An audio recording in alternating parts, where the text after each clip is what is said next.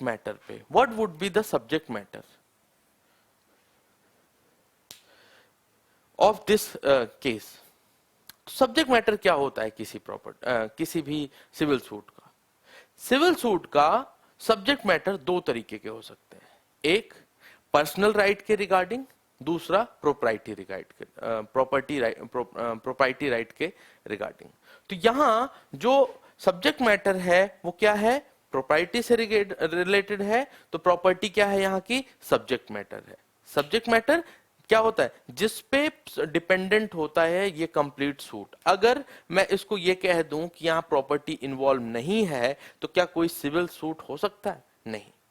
सबसे पहली लेयर आती है सब्जेक्ट मैटर की, जिस पे कि डिपेंडेंट होता है। सपोज आपको किसी ने डिफेम कर दिया, यहां आपके राइट का वायलेशन हुआ। आपके राइट का वायलेशन हुआ तो उस कंडीशन में आप रेमेडी सीख करोगे। रेमेडी क्या है? वो रिलीफ सीख करोगे। ठीक, ऐसे ही सेम आपकी प्रॉपर्टी को किसी ने अपने कब्जे में ले रखा है तो वहां सब्जेक्ट मैटर क्या है? प्रॉपर्टी। पर्सनल राइट नहीं, प्रॉपर्टी, प्रोप्राइटी राइट, और उस प्रोप्राइटी राइट को सब्जेक्ट मैटर यहां माना जाएगा। अब इस व्यक्ति के, अब यहां आप क्वेश्चन मार्क लगाओगे कि प्लेंटिफ के किस राइट का वायलेशन हुआ। समझो प्लेंटिफ का क्या वायलेशन हुआ, प्लेंटिफ सूट क्यों फाइल कर रहा है। समझो कि प्लेंटिफ सूट क्यों फाइल कर रहा है, तो आप तुरंत देखोगे कि प्लेंटिफ सूट क्यों फाइल कर रहा है, क्योंकि उसके पास कॉज ऑफ एक्शन है। मतलब उसके पास कोई लीगल राइट था और उस लीगल राइट का वायलेशन हुआ है। तो कॉज ऑफ एक्शन का क्या मतलब है कि the person have some kind of legal right and that legal right has been violated by some other person. तो that is the legal right. Inheritance, ठीक है, ये प्रॉपर्टी का पाना is a legal right. It is a legal right and it has been violated by Mr. Defendant.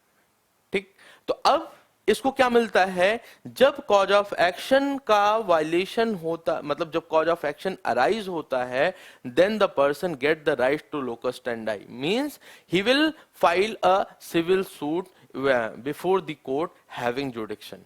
तो यहां कह रहा है कि एक व्यक्ति जो अपने right to locus standi, right to sue को एक्सरसाइज करेगा और वो अपने राइट को इसमें कन्फर करेगा। कॉज ऑफ एक्शन एग्जैक्टली होता क्या है? कॉज ऑफ एक्शन एक तरह का पाइवोट है। पाइवोट मतलब एक ध्रुव, देखा ध्रुव? एक ऐसे समझोगे कि सपोज एक बल्ब है जिसमें कि चारों तरफ से लाइट निकल रही है। एक अंधेरे रूम में एक अगर बल्ब जला दिया जाए तो सारी रोशनी किसकी होगी? उस बल्ब की होगी। तो ऑब्वियस बात है पाइवोट भी यही है, कॉज ऑफ एक्शन भी यही है, क्योंकि अगर कॉज ऑफ एक्शन में जो चीजें एक्सप्लिसिटली मेंशन होती हैं उन्हीं का डिटर्मिनेशन किया जाता है। मतलब ये कॉज ऑफ एक्शन हमेशा ही किसी व्यक्ति के वो जो रिक्विजिट्स होते हैं, जो एक रिक्वायरमेंट होती है, एक प्लेंटिफ की रिक्वायरमेंट को शो करती है इन द सिविल सूट में।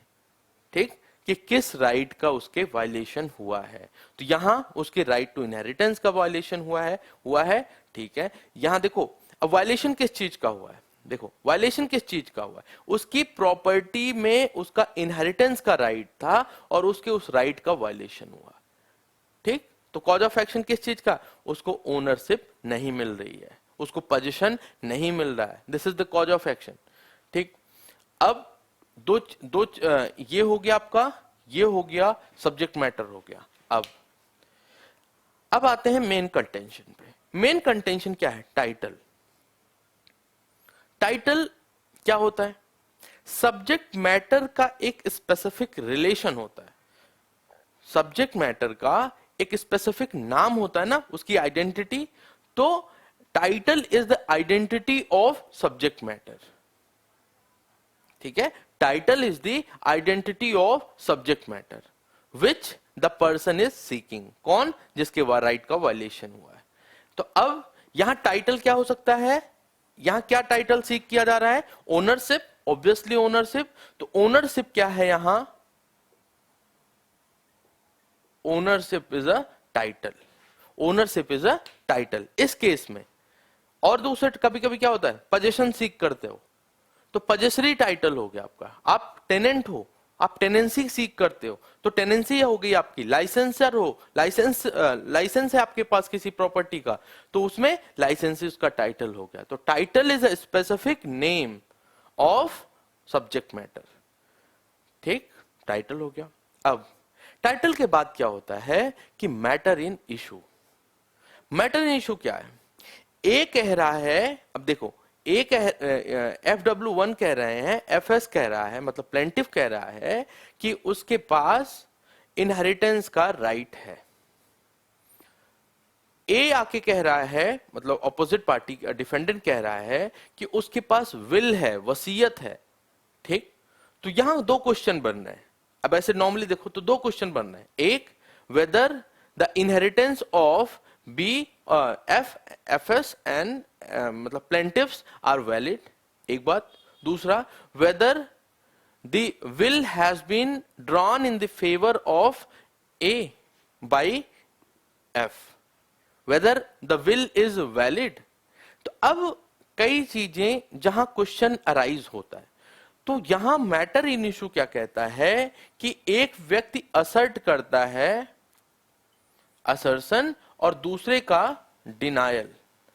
एक का असर्शन, दूसरे का डिनायल क्या क्रिएट करता है? Matter in issues. तो एक व्यक्ति कह रहा है कि इनहेरिटेंस है, दूसरा कह रहा है विल है, वसीयत है। तो मैटर इन इशू क्या हो गया? जो चीजें यहां प्रूव हो गई, अगर इनहेरिटेंस प्रूव हो गया वैलिडली एंड विल को डिनाई कर दिया इसने, तो क्या क्या प्रूव हो गया कि ये प्रॉपर्टी का पोजीशन भी और ओनरशिप भी, ये दोनों किसकी जाएंगी? इनके यहां जाएंगी, इनके पास जाएंगी। तो अब देखो, इसके बाद देखना रिलीफ क्या होती है। ये तो मैटर इन इशू हो गया। अब मैटर इन इशू को अगर प्रूव कर दिया जाए, मैटर इन इशू को अगर प्रूव कर दिया जाए तो इट प्रोसीड्स रिलीफ।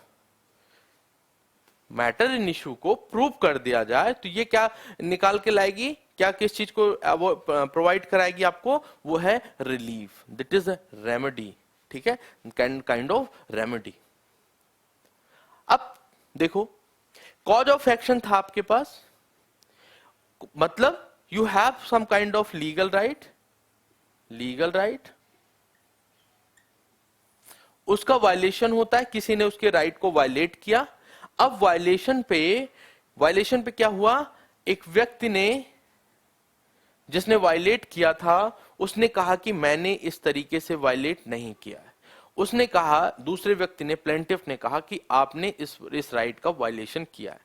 दोनों का मैटर जो है कोर्ट ऑफ लॉ में एग्जामिन किया जाएगा एविडेंसेस के माध्यम से, और प्रिपॉन्डरेंस ऑफ ऑल द प्रोबेबिलिटीज, ये प्रूव करेंगे अपनी राइट को। और जैसे ही ये अपने राइट को प्रूव करेंगे, बर्डन ऑफ प्रूफ के माध्यम से, ओनस ऑफ प्रूफ के माध्यम से, वो जब प्रूव करेंगे इन राइट को या एविडेंसेस के माध्यम से, तब जब ये राइट प्रूव हो जाएगा तो उसको